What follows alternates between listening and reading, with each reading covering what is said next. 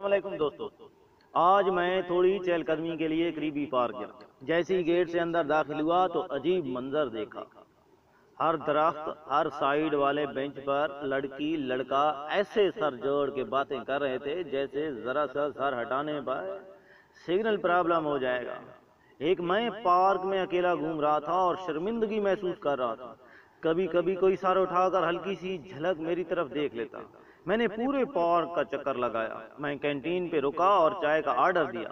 ساتھ ہی help line والوں کا روم تھا جو کسی کا سامان یا بچہ گم ہونے یا ملنے کا اعلان کرتے تھے۔ میں نے چائے لی اور ہیلپ لائن والوں کے روم میں گھس گیا۔ اتفاق سے وہاں کوئی موجود نہ تھا۔ میں نے چائے کی شڑ شڑ کر کے چسکی لی مگر دماغ کی بتی نہیں جلی۔ پھر میں نے بنا آواز کیے چائے کا دوسرا گھونٹ بھرا اور مائک آن کر دیا اور کچھ اس طرح اعلان کیا: محترم خواتین و حضرات، لڑکیوں اور لڑکوں، جانو مانو شونو مونو، سب اپنے اپنے نکاح نامے نکال لیں، ورنہ 5 منٹ میں بعد جس سے نکاح نامہ نہ ملا اس کے گھر والوں کو اطلاع دے کر نکاح کر دیا جائے گا۔ رفیق، نادر، شہباز، ساجد، منصور، دلاور، حذیفہ، سائل کی بہنیں، کوئی بھی بھاگنے کی کوشش نہ کرے۔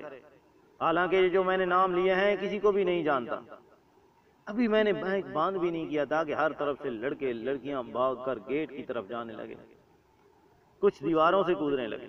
پارک کی دیواریں زیادہ اونچی نہیں تھی۔ میں نے چائے کا آخری گھونٹ شڑ شڑ کر کے پیا اور باہر نکل کر دوڑ لگا دی۔ اس سے پہلے کہ کوئی مجھے دیکھ پاتا میں پارک کے باہر کھڑا ہو کے سارا منظر دیکھتا رہا۔ پورے 10 منٹ میں سارا پارک خالی ہو گیا۔ سائیکالوجی کا پریکٹیکل ہو رہا تھا۔ پروفیسر صاحب نے چوہے کے لیے ایک طرف کیک رکھ دیا اور دوسری طرف چوہی رکھ دی۔